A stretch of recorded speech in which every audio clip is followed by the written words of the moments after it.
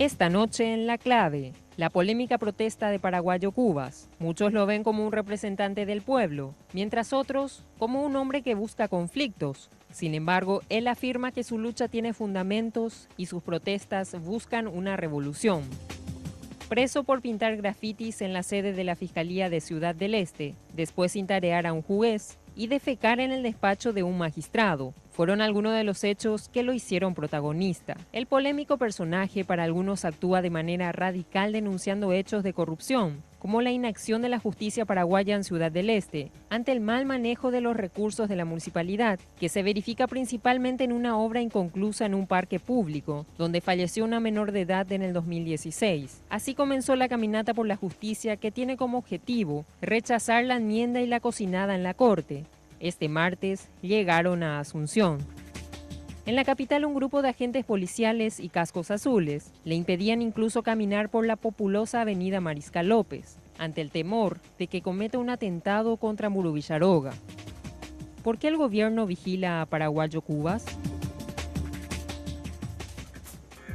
Buenas noches. Hace mucho tiempo que no se veía que ciudadanos venidos a pie, sin ningún arma, sin nada más que sus atuendos, sea impedido el paso por parte de la Policía Nacional. Realmente creíamos que era parte de la historia de la República, sin embargo, ayer fue presente de vuelta. Me refiero a Paraguayo Cuba, Quelembú y su equipo que vinieron desde Ciudad del Este, Asunción. Paraguayo, buenas noches, ¿cómo estás? Muy buenas noches, Germán. Gracias por invitarnos. Quelembú, ¿cómo estás, Quelembú? Bien, y pues nada, Germán, gracias, man. Le habrá invitado a mis abuelas. Nicolás Russo es abogado del grupo. ¿Cómo estás, Nicolás? ¿Qué tal, Germán? Un saludo. Un placer. Miguel Martínez es concejal departamental de Alto Paraná. ¿Qué tal, Miguel? ¿Cómo estás? Muy buenas noches y gracias por permitirnos estar acá en tu programación. Miguel, vos sos el tesorero del grupo, me dijeron. Sí. ¿Y cuánto hay en el banco? ¿Cuánto hay en el tesoro ahora? Con ahí tendremos upetígena 2 millones. No alcanzan 2 millones. No, upetí. Porque siempre los huecos a unos gastos permanentes lleva. Pero donde los asai siempre 2 millones la caja actual. La caja actual. Bueno, Paraguayo, ¿por qué están haciendo? Para que la gente entienda de vuelta un rebobinado. ¿Por qué y para qué están viniendo a Asunción marchando desde J. Bloques Estigarribia? Porque la Constitución nos autoriza. El artículo 138 de la Constitución paraguaya dice que se autoriza a cualquier ciudadano a utilizar todos los medios a su alcance para resistir a los usurpadores. El 137 de la Constitución establece la orden de prelación de las leyes. Y dentro, en el cuarto párrafo, dice: quien quiera que intente invertir este orden sufrirá castigo con pena corporal establecida en el Código Penal. Y así está. Y sus actos serán declarados nulos. Estamos ejerciendo el derecho que nuestra Constitución nos otorga en el artículo 138 de resistir por cualquier medio a nuestro alcance a los usurpadores, que son el Poder Legislativo, el Poder Judicial y el Poder Ejecutivo. Ahora, vos viniste caminando desde J. Bloques Estigarribia hasta Asunción, me dijeron. Sí, 230 kilómetros. Caminaste sin parar. Sin parar. Y miro claro, digo, sin parar, que todos los días. Todos los días. Al costado de la ruta. Al costado de la ruta. ¿Y te forzó? Comisaría de escuela, pero ¿qué? Ñan de forzamos, ñan de cuerpo, pero el calor de la gente que sentimos, ¿no? Y después de querer encararle al presidente Carter, por ahí sí, lo pensaba, ya lo Yocomba, atropello a la Constitución va a ser un acto demasiado grande, ¿verdad? Entonces, ¿cuál de los atropellos? Nos motiva. ¿Cuál de los atropellos? El atropello de violar la Constitución Nacional, doble veces. De la enmienda. De la enmienda. A través de la enmienda que no corresponde y después ya se trató en el Senado, pero este Carter va a hacer a todas cuestas va a llevar su fechoría, va a querer ya poseta, yo como hay su más, porque tiene ese ya vende para Paraguay. Ya enajenada de sus recursos naturales, como el agua que se está queriendo privatizar allá en Alto Paraná, el acuífero guaraní, la energía completa. Entonces, este es un loco, este tío, está viraico, tío, pues no se moja, no le va a salir. Y Catuyo, igual hay plata, algunos diputados, 20 senadores, 40 diputados, pero al pueblo paraguayo no le va a comer. Yo vamos al pueblo paraguayo, nosotros ni es y plata, porque ganar y todo servicio. Contame alguna anécdota, alguna historia, cuando venías los 230 kilómetros caminando.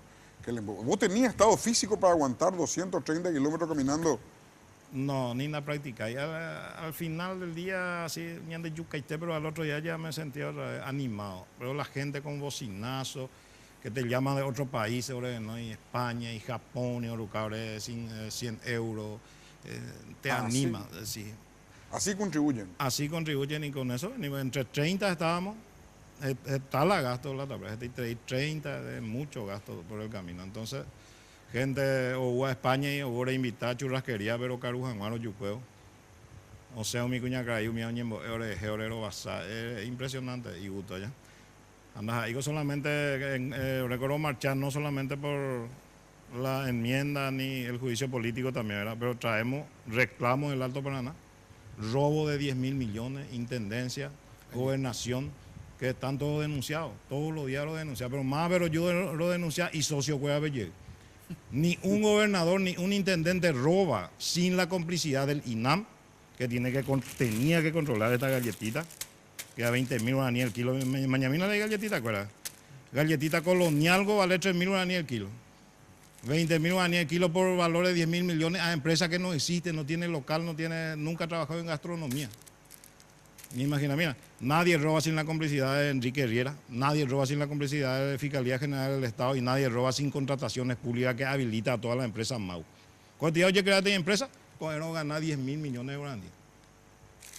Requisito para proveer alimentos, plata del FONACIE, de una empresa, 3 años mínimo haber trabajado en gastronomía, 3 años, tener local propio y fábrica, vos tenés que tener las fábricas para construir, requisito, y estar habilitado por la INAM.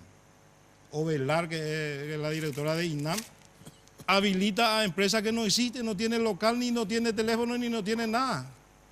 Se constató todo eso. Lomaniqui, que es director nacional de contrataciones públicas, obrero denuncia a una empresa que no existe, que no tiene ni cuchara de albañil y ganó 1.000 millones en la municipalidad de Ciudad del Este. En 7 días vino una resolución que está todo bien en la empresa. Y hoy por la presión dictaminó o sancionó a la misma empresa por la galletita porque hay una presión. Todos comen. Allá de ganados hay 1.000 millones, 300 millones acá para INAM, para contrataciones, todo es tan complicado. Jamás viejo de denunciar, hermano. Y socio, dejo de denunciar de su socio de curro. Dai por garantías agua, hubo cártel no iguamo, ay vea. Ojo se ve 5 años a ni policía caminera, ni coima negativo elimina. Ojo se ve 5 años. O vende agua la ñande de energía o vende pato, ya podrá más la mitad. Hagan a 5 años, pero ya poder pasar, o impurado, pero hacer ilegalmente, pisando, violando la Constitución, no le va a salir porque no le va a comprar la plata en los yuguapamos, el pueblo B20 senador, vengo la ipuacata, la yuguata, nosotros no vendemos eso. A ver, 41 diputados a los ministros de la Corte. Orecó plan A, plan B, plan C. No señor sube la enmienda con su firma MAU, los ministros de la Corte que son dinosaurios. 105 años con el ministro de Sindulfo Blanco, mía. El ministro ya no le ve, y me lente de 100 grados, pecha y tela y lente. O usar pañal desechable, bastones y con el ministro de la Corte inamovibles. Ya viendo hay dictadura, hermano. Inamovibles. Mi ministro de la Corte no le hay nada que perder, entonces eso es. O interpretar la Constitución que puede haber reelección. Debimos acá o desistir. Acá va a correr sangre si es que quiere llevar a cabo este atropello a la Constitución. Y en último caso, Germán Lañandé, pueblo Lañandé Puacayo, la juventud, no sé, ¿no? En último caso, la Fuerza Armada tiene que intervenir. Los soldados de la patria que ejecutó hoy en nuestra Constitución, sí o sí a los generales, el general escuela a veces hace.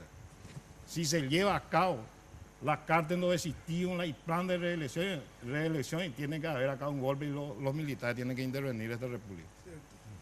Ahora, Paraguayo, yo le pregunté, o sea, nosotros intentamos buscarle en la radio, y estamos hablando de Radio Monumental, o sea, es la radio número 1 en rating en Paraguay. Nos le estamos llamando de Radio Ñacoqué, donde nadie escucha. Bueno, no pudimos hablar con el secretario de prensa de la Policía Nacional. La comisaria esta, ayúdame, Oji, el número de la comisaria de Relaciones Públicas, Ledesma, Elisa Ledesma, ella está de vacaciones, creo. Intentamos hablar con la segunda, con la tercera, con alguien. Con el dactilógrafo de Relaciones Públicas de la Policía Nacional, no hubo caso. Digo, cuando te pararon a vos ahí enfrente de la Recoleta, que no te dejaron avanzar, vos venías por la vereda. Sí. Caminando. Yo venía en el vehículo, ellos venían caminando. La vereda nosotros venimos. Y mi vehículo son los que ellos detuvieron cuando me dieron la chapa y me dijeron así. Y yo cerré, subí los vidrios, me bajé y le dije, váyalo y coja, comisario. Me dijo de que en Dayé hay una ley de que por seguridad del presidente yo no puedo transitar por Mariscal López. Yo conozco si yo trabajé en la ley del marchódromo con Rambo, más. Y no es cierto, ¿verdad? Entonces, ahí ellos sí venían caminando por la vereda y frente a la Recoleta se colocaron todos los cascos azules, como siempre tenemos problemas más con ellos que con nadie, ¿verdad? Y empezaron a evitar que Kele, Miguel y todos, Nico y compañía avancen. Y entonces yo cuando me percaté que no íbamos a ningún lado, y antes que los mitaí que nos acompañen, que son apasionados, empezaron ya como para enfrentar ahí como... Venían gente joven con ustedes. Muchos chicos de 20, gente que ni conoce Asunción, imagínate, fronterizos que hoy están conociendo Asunción. Chicos que 25 años, maravillosos, vienen caminando. Y bueno, ahí cuando yo vi que nos iban a imputar por resistencia, coacción y toda esa cuestión que siempre me imputan a mí, yo evité eso, le dije, subir a la vereda, subir a la vereda, subir a la vereda, salir de la calle, salir de la calle. Y en un momento determinado le dije, vamos a acampar directamente en esa plazoleta que está enfrente. Y ahí nos quedamos, ellos se quedaron también, y eso ocurrió ese día. Al día siguiente, sin que les sepa inclusive, yo dije, mi trabajo pues el de zapador, el de ambulancia, el de rancho y otras cosas, y yo me adelanto generalmente 20 kilómetros al grupo que va al pelotón. Tomo un micro, el micro es desviado. ¿Vos solo? Solo. El micro es desviado. ¿En qué parte tomaste el micro? ¿Ahí mismo? Ahí frente a la Recoleta, en la parada. Okay. Ahora el 15, que siempre se va por Mariscal López, ¿verdad? Ahora resulta ser que el 15, el que yo tomé, se fue por España. Entonces llegué a la plaza y preparé lo que Mario Ferreiro nos permitió, ocupar la Plaza de la Democracia. No estamos haciendo basura, no estamos pintando ni cometiendo ningún vandalismo. Y tenemos una grande bandera que hace un tipo de coraje. Hay gente que está yendo con sus carpas y les pedimos que no ensucien. Y hay gente que duerme bajo los árboles de las plazas. Cuando decía hay gente, ya es no la gente que vino con ustedes, sino otra gente. Claro, de Asunción ya. Pocos son ahora, ¿verdad? Pero no descartamos que pueda haber gente también del aparato. En el hotel donde está mi señora con mis 2 hijas pequeñas, hoy se operó 2 argentinos y un paraguayo con cédula argentina en el hotel donde yo estoy, ahí en Palma y Colón. Y para darte una idea, son tipos que nos están siguiendo. Y mira quiénes son. Acá yo tengo el nombre de una. Jan Shilievich, Argentina. ¿Qué carajo hace esta Argentina con protección policial en Paraguay? De apellido Shilievich. Estos son yugoslavos por el apellido. Después, otro tipo que está allí, que será el marido, Alejandro Shilievich, con seguridad de la Policía Nacional, nos persigue narcóticos, porque dicen que yo estoy drogado, nos persigue gente de inteligencia militar, nos persigue gente con las patrulleras convencionales, y ahora estos curepas que aparecen en el hotel donde mis hijas ahí están, que tiene 7, una y la otra tiene 9, y un paraguayo de nombre Milciades Claver Espínola Franco, que tiene documento argentino. Vaya, ¿qué es lo que está pasando en este país? Hoy, en la Comandancia de la Policía Nacional, un tipo de una estrella, totalmente producido, un tipo de Brad Pitt, le da orden a los tipos con 3 estrellas y un ángulo. Acá hay un poder paralelo. Sí. ¿Cómo fue eso, paraguayo? Ocurre que esta mañana, cuando yo fui al banco hoy, en el centro al mediodía, porque mi tarjeta de débito había vencido y tenía que retirarla del banco, le pedí a mi señora en compañía de una ingeniera, Aramí Lovera, y un amigo Santiago, me esperaron, yo entré y yo pillé enseguida, pues ya conocemos de 8 horas cuando estábamos con la gente del Mopoco, cuando la acompañaba, etcétera, un vehículo, camioneta 4x4, detrás una patrullera, y el vehículo 4x4 totalmente polarizado, hasta el parabrisas delantero, compañero.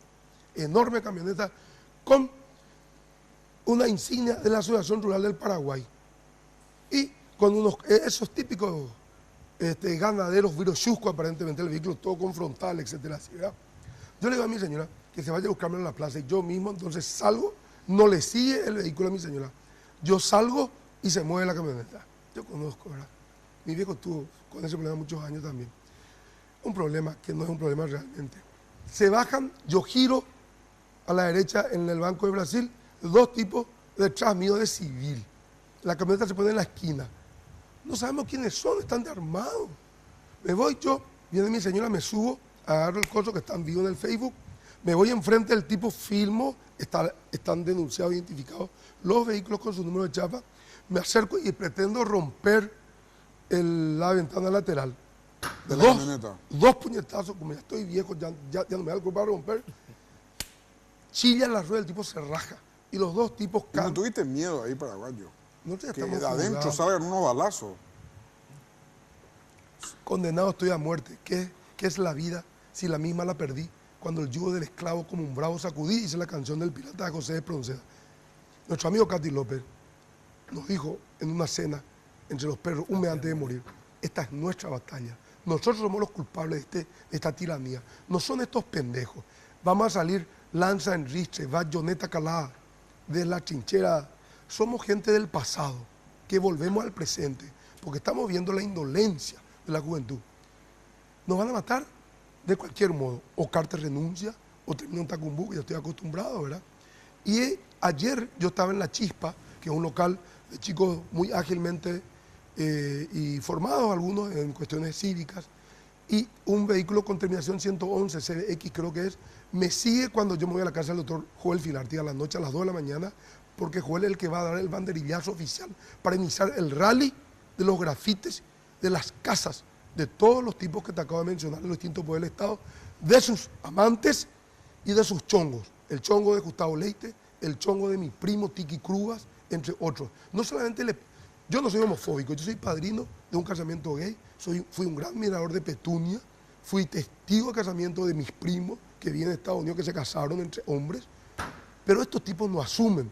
Son Helio Cabral, un tipo que robó en la aduana, sodomiza. Yo tengo la grabación y hemos hecho declaraciones ante escribanos de chicos que fueron sodomizados por Helio Cabral y que están amenazados de muerte en Ciudad del Este, el diputado, directa mano derecha de Cartes. Esto no es coincidencia. Cuando ellos tenían todas las respuestas, les cambiamos las preguntas. Ese es el problema de ellos en este momento. Cuando me decís esa batalla o esa, vamos a decir, una especie de desembarco de Normandía, pero de grafitis. Claro. Me decís más o menos eso. Te digo porque... O sea, 5 playas de desembarco, todas las tropas alineadas durante 15 kilómetros de largo y ahí todos los grafitis, más o menos así. Tenemos la ubicación geográfica de 72 hoy, a la mañana fue menor, de los ministros de la Corte de la Injusticia, de los 125 parlamentarios.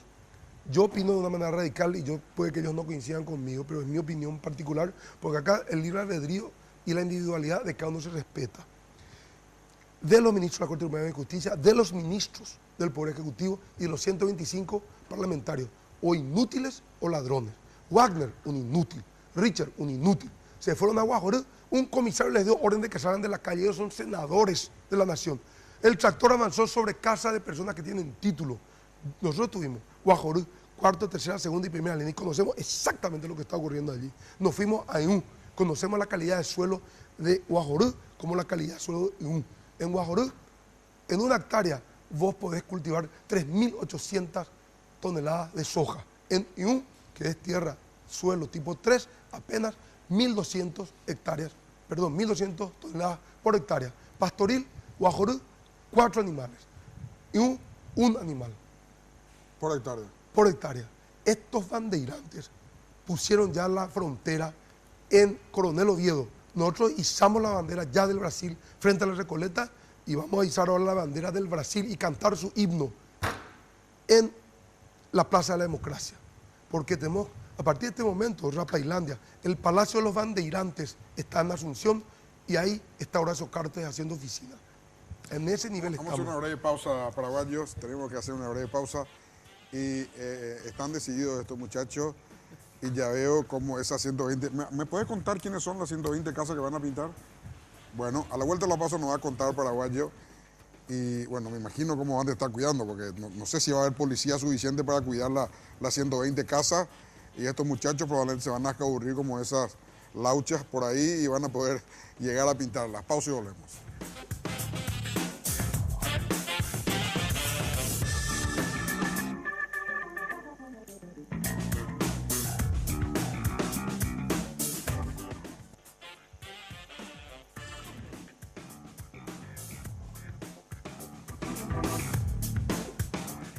Bueno, Nicolás, ¿cómo te sentís parte de este grupo?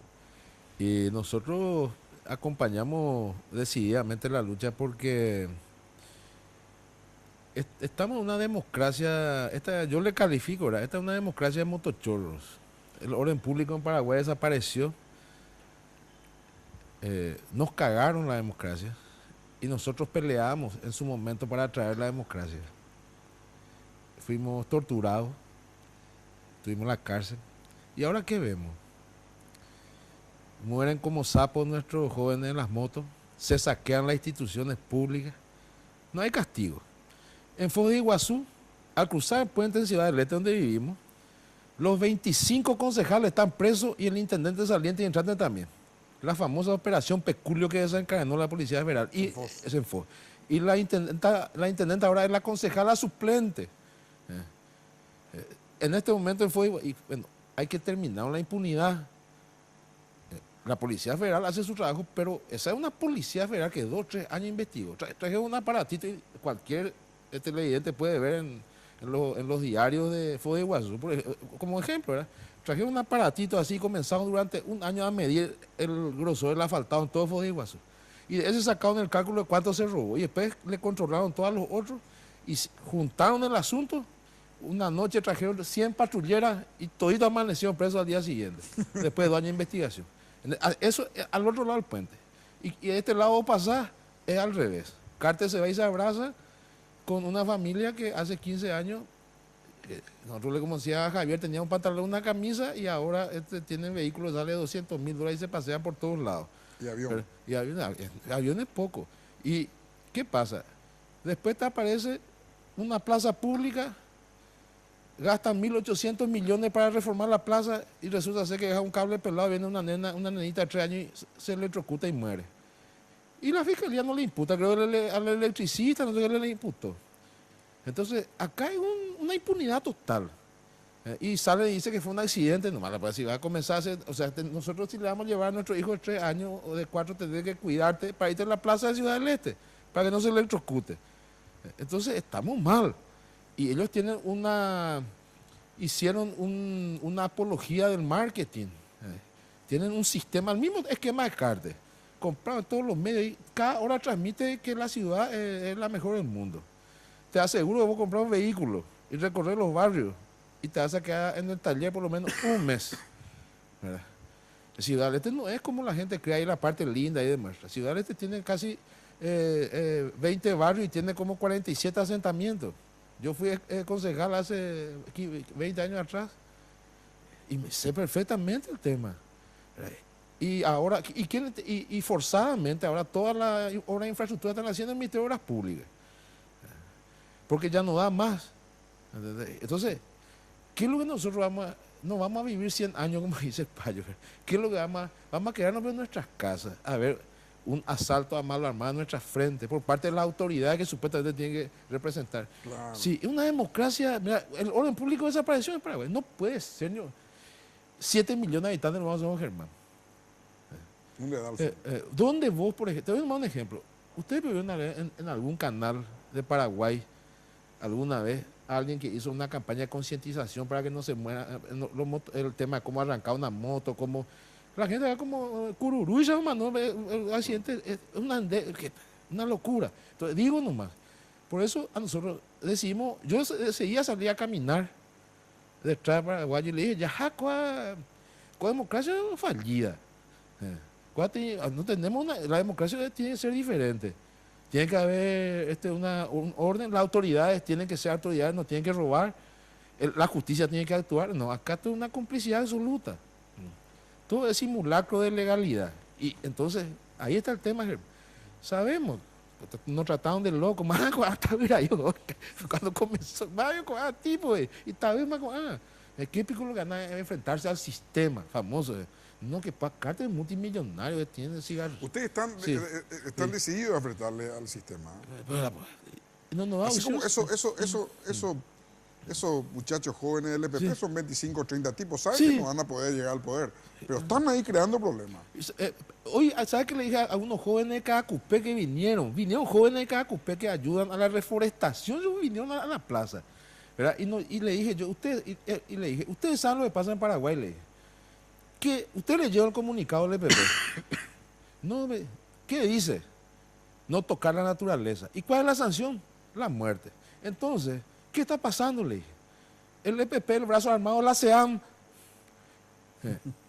se le da el discurso, acá ¿quién se le castiga? Acá la mayor, el castigo que la ley debe dar en Paraguay, el más severo tiene que ser que toca la naturaleza. 100 años de cárcel, caramba, que no toque más la naturaleza, ¿verdad? Sin embargo, robar una vaca y te queda 20 años, ¿verdad? Entonces, y le dije yo a los jóvenes, eso es lo que tenemos que sacarle el discurso a la gente y en la acción, y por eso está el EPP. El EPP, la CEAN en Concepción, en la zona de San Pedro. Así acá es. en la CEAN está, qué sé yo, acá andan en auto, vehículos, y vos te vas a un brasilero que tiene soja y te pela los documentos de la CEAN todo autorizado. Lo que debería hacer la CEAM, Sí, hace sí. el EPP. Es una locura. Entonces quiere decir que no hay Estado, pues. Tenemos que cambiar. Y eso yo le dije a los jóvenes. Peyapo, hagan economista y vamos a hacer una ley. El Estado es el que tiene que responder, no el EPP ni FTC, esa es tarea conjunta, que conjuntamente luego parece que ya trabajan ahora con el EPP, para mí ya me da medio la sensación que es de tarea conjunta para otras cosas. Paraguayo, Sí. contame esos 120 lugares. Bueno, son más inclusive. Tenemos nuestros Pruebui, eso significa Pruebui, es la Universidad Guaraní, ¿verdad? Pruebui. Son Perú de Pizarro. de Pizarro. Piragüe también se le dice. Perú es que pisa suave, como que todo con pelito, ¿verdad? Motoqueiros, taxistas, amigos de diversos oficios. Tenemos ya registrado, como te dije, una buena cantidad de casas. Yo estimo que son como 500 casas. No tienen patrulleras hoy en Asunción. ¿Sabes de dónde están trayendo las patrulleras para rodear la plaza? De Lambaré. Le están dejando a las comisarías de Fernando, de San Lorenzo, sin patrulleras para estar detrás de 7 gatos locos. No entendemos qué es lo que es esto. Y honestamente te decimos, nosotros no tenemos un plan preconcebido de hacer una revolución ni nada por el estilo, porque somos personas que venimos de distintos sectores, solamente que estamos convergiendo en tiempo y espacio. Nosotros primero, que somos una suerte de torre de Babel, él habla italiano, él habla alemán, él habla inglés, yo hablo español, a nosotros nos cuesta entendernos nosotros mismos, estamos consolidando un discurso recién. ¿Y qué más? Después conciliar ese discurso con otros discursos de otras organizaciones que yo estimo que se van a sumar. 30 días mínimo, yo por lo menos, yo respeto lo que ellos van a hacer, yo me voy a quedar en Asunción. Y mínimo, si es que nuestra sed de justicia no es saciada, yo me quedo hasta que Carter renuncie, hasta que los 125 parlamentarios sean tirados como basura, como ocurrió en Ucrania. Hay una película que es inspiradora para nosotros, que es el de Fuego en Invierno. Ahora, quiero entender lo de los 120 casas o más, paraguayo. En un momento dado, ustedes van a decir, go. Right. Y ahí, automáticamente las motos y compañía, los taxistas, todos operando juntos a la vez. O sea, así como te dije, va a ser una especie de desembarco. Vamos a salir, o sea, esto es parte del método, ¿verdad? Pero vamos a difuminarnos un poco, vamos a ser adversarios invisibles de un sistema mecánico que opera y que se pierde cuando hay creatividad. Ellos solamente actúan con la recepción de datos que se generan en la parte izquierda del hemisferio. Nosotros procuramos en forma ecléctica el hemisferio izquierdo y el derecho de manera a concentrar esfuerzos, porque somos conscientes del Catecismo de San Alberto, que fue reeditado por Margarita Durán Estrabón en este bicentenario, nos da la estampa de por qué un campesino no puede cortar un alambre, porque es atávico el temor. El abuelo de su abuelo dijo que eso no se toca, y desde niño, que se desarrolla la inteligencia entre 0 y 4 años, a él se le indicó de que él no puede cortar un alambre, te va a hacer la ruta. Pero estamos, yo por lo menos, decidido a pintar, decorar con grafitis. Y el grafiti está protegido por la Constitución, es la forma que uno expresa su personalidad. ¿Qué significa eso? Vamos a llegar a la casa de estos que hacen un calahuichi todos los días y gárgaras con el dinero público, de todos estos sectores que te voy a mencionar, y les vamos a hacer oler el olor a mierda. Dame algunos nombres. Los 9 miembros de la Corte Suprema de la Injusticia: Jiménez Gaona, Cartes, senadores. No van a dejar llegar a su casa. ¿Y cómo van a Carter está impedir? protegida su casa. Y sí, ¿y cuántos policías hay? ¿Sabe cuántos policías hay en Paraguay? Ni ellos saben, 27.000, de los cuales 7.000 son administrativos, te sobran 20.000. Un No, tercio. 5.000 están en manos de los funcionarios del Estado y parlamentarios. Claro, esos son los cocueceros, se les llama. De los 20.000 que te sobran, vos tenés los cocueceros, que son los que cuidan el cocue de las autoridades electas por nosotros, ¿verdad? Hay un tercio que se dedica a facturar en las financieras y en los bancos, y hay un tercio que trabaja. Y los comisarios generan la delincuencia para jubilarse y abrir una casa de seguridad para venderte la solución del problema que ellos mismos generaron. Yo no sé qué es lo que pasa. Nosotros que estamos lejos, quizás nuestra perspectiva es más, no sé si más objetiva, ¿verdad? Pero es más radical en cuanto al corolario. Pero la gente acá en Asunción la hemos notado indolente, proporcionalmente con la cantidad de habitantes que debería tener. Y yo saqué modestamente la conclusión que una ciudad sitiada por 300.000 funcionarios públicos, de los cuales 100.000 trabajan, 100.000 abren las piernas o se ponen de cuatro, o le ponen de cuatro a sus jefes, y aproximadamente 100.000 trabajan. Los funcionarios públicos están con nosotros los que trabajan. Los que no están con nosotros son los que nos roban. 12.000 millones de dólares es el presupuesto que se ejecuta en el Estado paraguayo. 92% para pagar sueldos. 6% va para pagar servicio de la deuda, jubilaciones, gastos rígidos. Sobra 3% para infraestructura. Estamos con 6.000 millones de dólares de deuda. ¿Por qué? Porque estamos manteniendo 200.000 funcionarios públicos que no trabajan. Y ese es el aparato que ellos movilizan para la consecución de sus objetivos políticos electoralistas. La gente dice que nosotros somos políticos. Claro que somos políticos, pero no estamos en una campaña electoral. Estamos decididos, yo al menos, y a veces buscamos conciliar estas actitudes en una nueva constitución, en el 2019, que tipifique el latifundio, que unifique las fuerzas públicas, que establezca en calidad de género quiénes van a ser servidores públicos, tanto los de Itaipú, inclusive yo ya hablé con ellos, hoy activos, están contestes, con muchos funcionarios públicos, militares y policías están contestes de que a partir de la sanción de una nueva constitución y sin efectos retroactivos, porque ahí es donde protegemos, porque si no nos van a liquidar y no nos van a ir a ningún lado, ¿verdad? Pero si ellos nos apoyan sin efectos retroactivos, a partir del 2019, ningún servidor público ganará más de 10 salarios mínimos. Hoy yo le pregunté al policía que me llevaba a la tercera a hacer la denuncia, ¿cuánto gana? 8 millones. Y vivís con eso vivo. Y si vos llegas a ganar 20 millones, me gustaría, dijo él, ¿verdad? Van a ganar 20 millones. ¿Sabes cuánto disminuye la cantidad de funcionarios en el Estado por año? 4,7. Esos cargos deben ser eliminados. O agarrar un diario que circula y te dice que hay 400, 360 vacancias. ¿No era acaso que ya más achicada el Estado? No ocurre eso. Sí, bueno, Paraguayo, te agradezco mucho, muchachos. Muchas gracias, Quelembú. Así que lo que quedó demostrado, con esto quedó demostrado probablemente que el gobierno, la imagen que da así, la imagen bruta que da, es que si estas 30 personas caminando por la vereda son un peligro, hay dos posibilidades. Hay algo escondido, una potencia, un poderío escondido que nadie pudo hasta ahora detectar, o soy débil. No hay otra. Gracias, señores. Gracias, muchachos. Gracias. Breve pausa y volvemos.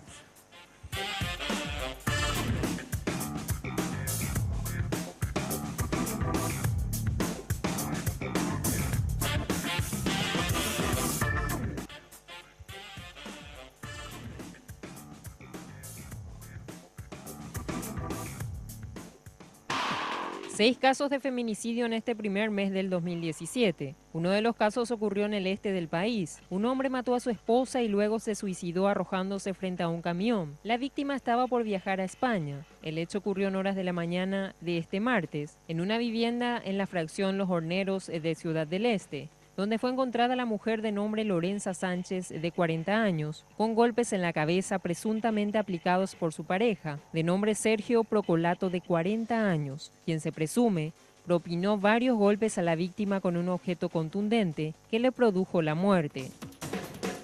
Casi el 95% de los casos de violencia en el país tiene como víctimas a mujeres. La violencia intrafamiliar fue el segundo hecho punible más denunciado en el 2016, año que cerró con un total de 39 casos de feminicidios. Según un último informe del Ministerio de la Mujer y ONU Mujeres, al año 60.000 mujeres son asesinadas. En Paraguay, cada 9 días hay un caso de feminicidio. Bueno, el mayor acto de cobardía, lejos, que puede hacer un hombre en su vida es agredir a una mujer. Me decía mi abuelo Juan Bautista Bierzi que a la mujer no hay que agredirle ni con el pétalo de una rosa. Ni qué decir asesinar a la mujer. Hoy vamos a hablar sobre eso. Ministra de la Mujer, Ana María Vallardi, ¿cómo está, ministra? Muy buenas noches, un saludo para usted y a toda la audiencia. Ex juez Cristian Bernal, ¿qué tal, Cristian? ¿Cómo estás, juez? ¿Cómo estás, Germán? Un saludo bravo a la audiencia. La señora Lucía Sandoval tuvo un problema grave con su marido, le estuvo a punto de matar, al final discutieron, forcejearon y finalmente se murió el marido. ¿Qué tal, Lucía? ¿Cómo estás? Muy bien, muy buenas noches y también a la audiencia. Contame cómo fue tu caso, Lucía, para que la gente recuerde. Yo creo que la gente recuerda perfectamente porque fue muy mediático. Sí, el hecho ocurrió en contexto de violencia, habiendo una prohibición de acercamiento y exclusión de hogar, pero lo que nunca se dijo es que en realidad yo no le maté a él. El arma se disparó en su mano cuando él intentaba atacarme. Eso se demostró en el juicio oral, la prueba de la parafina me salió negativo y gracias a eso que hoy estoy libre. Pero tuve que estar 3 años y 7 meses en la cárcel mientras duró todo mi proceso. 3 años y 7 meses. 7 meses y 20 días para ser exacto. Y ustedes estaban discutiendo y forcejeando en ese momento. Sí, fue en un forcejeo en donde yo intenté de verdad quitarle el arma, pero yo no supe bien. Y él tenía el arma porque quería matarte, obviamente. Y evidentemente que sí. ¿En qué parte de la casa fue, Lucía? En la cocina. En la cocina, sí.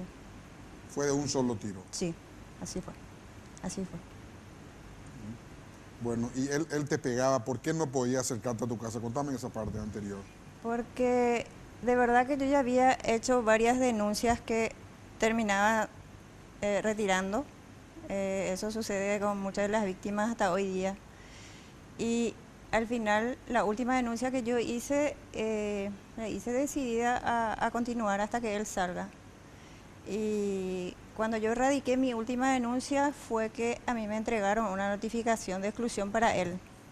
Y eso fue lo que provocó, yo digo, la desgracia, porque yo jamás hubiese querido que termine esa historia así, porque yo hubiese querido que él salga de la casa, haga su vida y podamos seguir criando a nuestros hijos.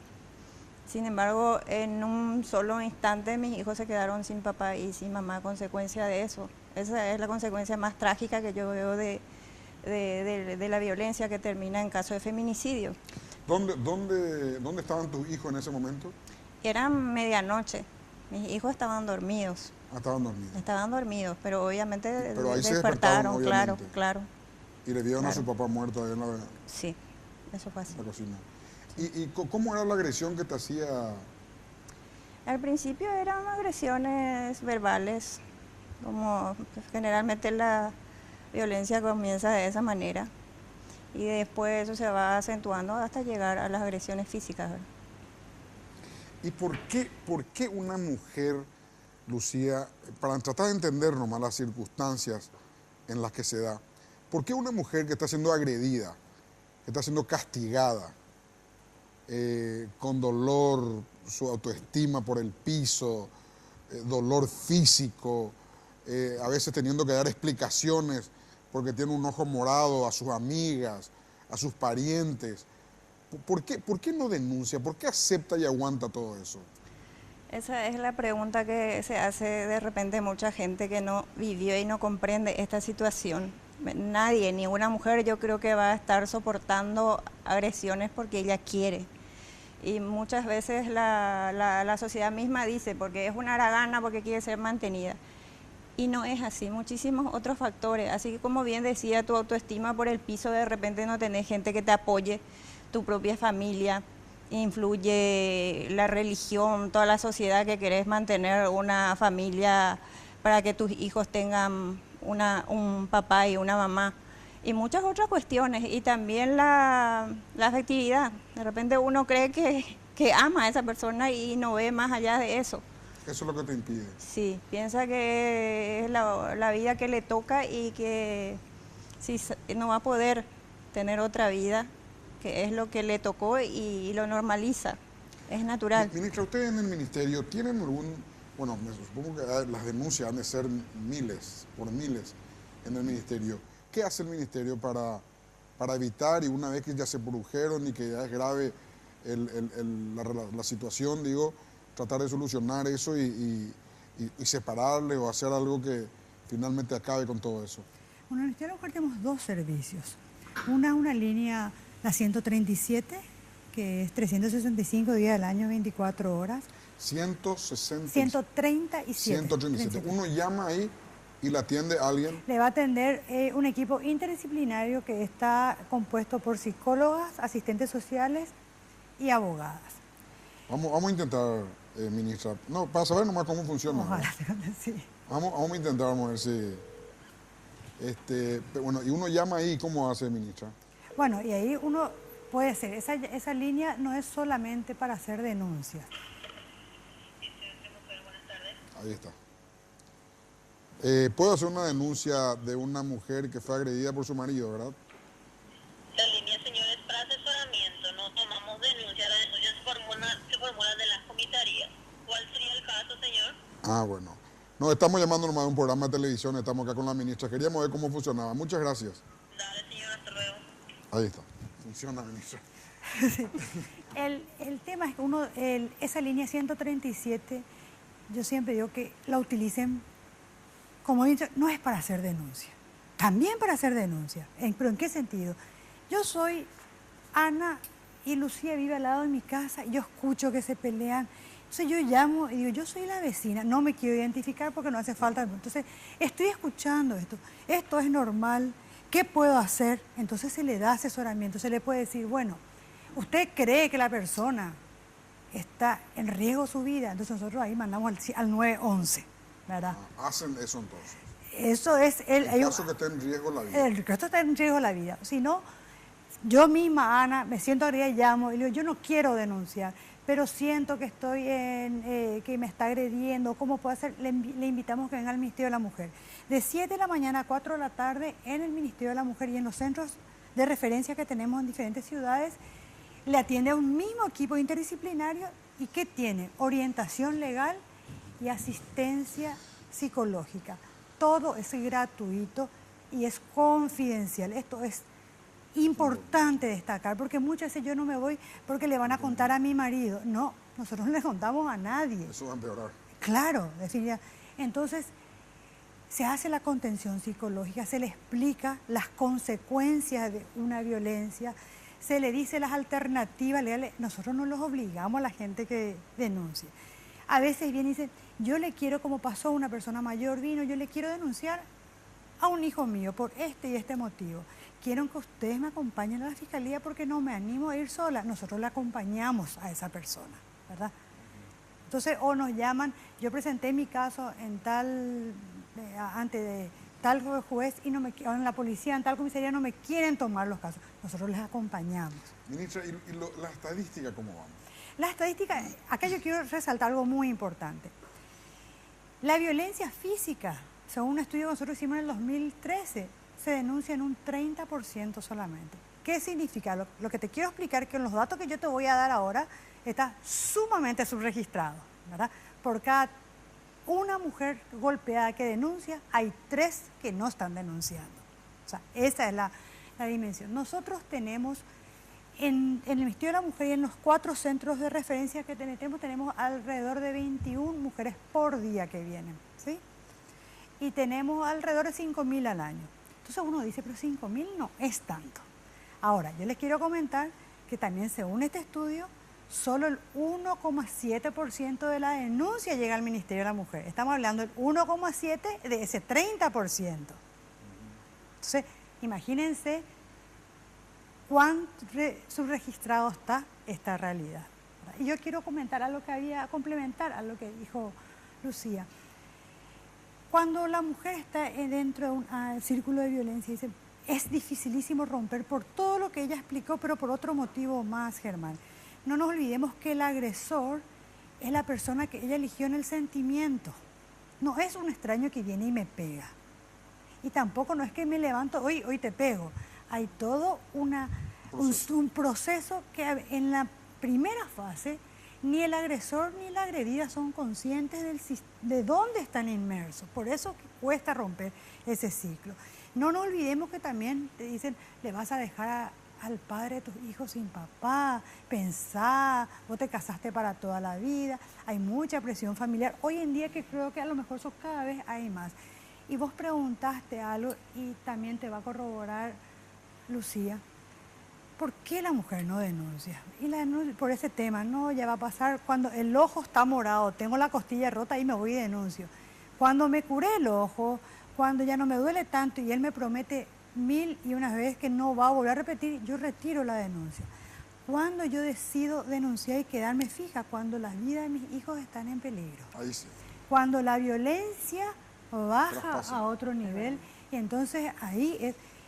A mí me gustaría de verdad que no seamos tan simplistas en nuestro pensamiento y tan agresivos con la víctima. A ella le gusta que le pegue, a nadie le gusta que le pegue. ¿Cuántas mujeres hoy en este momento amanecen a la mañana sin saber si a la noche van a llegar con vida, Germán? Esa es una realidad, no de una de muchas mujeres. ¿Vos, Lucía, alguna vez, antes de esa vez, temiste por tu vida? Digo, no en ese hecho en donde ya ocurrió lo que ocurrió, sino antes. Vamos a una breve pausa y respondemos a la vuelta de la mesa.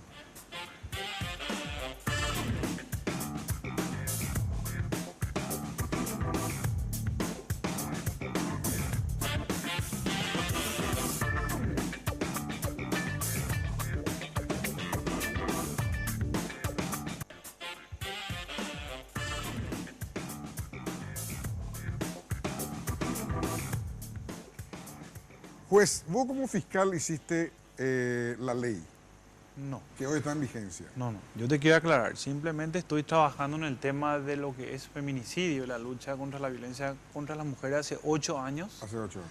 Y como que fui fiscal 9 años y hace 2 años estoy como juez penal de sentencia. Siempre estoy acompañando y uniéndome al trabajo que están haciendo acá la ministra y el otro grupo de gente. Y sí, debatiendo sobre este tema, ya hemos conversado por la radio alguna vez sobre lo que es la violencia doméstica, cómo acaba, lo que es el feminicidio. Hemos tocado acá en el tema feminicidio ya hace años, era una palabra nueva que nadie entendía. Los juristas se explicaban para qué otro tipo penal si ya existe. Ya bastaba. Bueno, ahí le saltábamos la estadística y le explicábamos el ciclo de violencia, al cual te habló Lucía, de que tendría que salir con un profesional psicólogo, y venimos acompañando por convicción y porque como jurista veíamos los hechos que ocurrían. Te acordarás del caso de la esposa de Trote, de Sonia. Sí. Es decir, ya esto ya era llegado al límite y planteábamos siempre que necesitábamos una legislación, porque no solamente era la única que íbamos a tener acá, ya tenían otros países como Chile, Colombia. ¿Qué se puede conseguir con esa legislación? Y lo que tenemos hasta ahora, lógicamente, es una legislación muy amplia que abarca varios aspectos administrativos y algunos penales. Lo que tenemos es el tipo penal de feminicidio, que penaliza la muerte de la mujer en el contexto, sea de un matrimonio, de un concubinato, sea en el contexto de padre, hijo, en una relación, y que tiene una pena elevada de 10 hasta 30 años. Más que el homicidio normal. En el marco penal mínimo sí, más que el homicidio normal. Tiene unas variantes bastante interesantes. El otro creo que es de 6 a 12. ¿no? El homicidio normal tiene una pena de 5 hasta 20 años o más. 5, pero lo importante es la conducta, cómo describe, en los casos de que no solamente puede ser consumado, puede ser tentado también. Es decir, la mujer, como en muchos casos, gracias a Dios, están vivas todavía, y como en el caso de Lucía, por ejemplo, y puede ocurrir que el agresor siga vivo, entonces se le puede dar como un hecho tentado, una tentativa. Ahora, cuando estamos hablando de eso, doctor, cuando tenemos, hay una suerte de aprovechamiento de la fortaleza física que tiene el hombre con respecto a la mujer para darse el feminicidio o no? También, como es lógico, Germán, si uno va a analizar fisiológicamente, el hombre tiene una fuerza natural mucho más que una mujer. Claro. Pero acá se está analizando el contexto de la violencia doméstica, por eso es importante no olvidar el ciclo. Esto no es que comienza de un día para el otro, tiene un proceso, como dijo Lucía, y no se puede salir. Es un proceso que tiene una teoría de Leonor Walker que explica 3 aspectos, que es primera fase, la agresión, segunda fase, aumento de tensión, y tercera fase, la luna de miel. Y eso explica... ¿Qué es la luna de miel? Un spot publicitario que había, que Gloria Rubin puso, que primero el hombre se va y le lleva una flor a una mujer que está en el hospital porque tiene unos hematomas en los ojos y está ahí internada, y después ya le lleva para el sepelio. ¿Y qué quiere decir eso? Que estaban hablando la ministra y Lucía de que cuando el hombre le agrede a la mujer, ¿qué hace después? Trata de conquistarla nuevamente. Trata de ser como su primer novio, de llevarle flores, de comportarse bien, de llevarla a cenar, porque no puede salir la mujer sola, porque psicológicamente está en un trance que es imposible que ella salga. Entonces el hombre aprovecha y trata de coquetearla nuevamente y de volver así, y después vuelve ese ciclo nuevamente hasta que muchas veces acaba la muerte de ella. Es el proceso, por eso se llama luna de miel, porque trata otra vez del tipo cobardemente, como dijiste bien, de conquistarle a su esposa, a su novia, y que quede con él, para que él pueda conseguir su fin cuando, digamos, le explota en ese momento. Y que tanto tiempo se llamó mal acá, crimen pasional. ¿Y los golpes, Lucía, que te hizo tu marido en ese entonces, fueron graves, digo, fueron grandes los... Él era una persona, por eso que de repente muchas personas que le conocían a él, es como que no creían lo que yo contaba. Pero tenía como una especie de doble personalidad. Para los amigos, por decirte, era una persona. Y en la intimidad de la casa era otra. Él se transformaba porque se le perdió un cigarrillo, por decirte. Y siempre terminaba siendo la culpable yo, porque como yo no fumaba, él decía que yo le escondía a propósito, por decirte.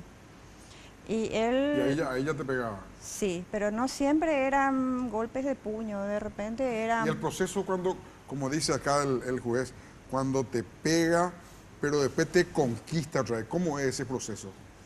Es así, esa es la fase de la luna de miel que decía el doctor, porque es como una especie de arrepentimiento, pero es de guau porque, qué sé yo, te envía regalos, te envía mensajes. En mi caso particular, él siempre viajaba y de sus viajes me mensajeaba que nunca más va a pensar eso, que él me ama, que por eso nada más que se molestó por tal cosa, que eso nunca iba a volver a ocurrir. Entonces, para cuando él volvía, a mí ya se me pasaba. ¿Y cuántas veces volvió a ocurrir? Muchísimas veces. Germán, para complementar, dice Lucía, si me permitís, el agresor tiene esa característica, una conducta, una doble personalidad.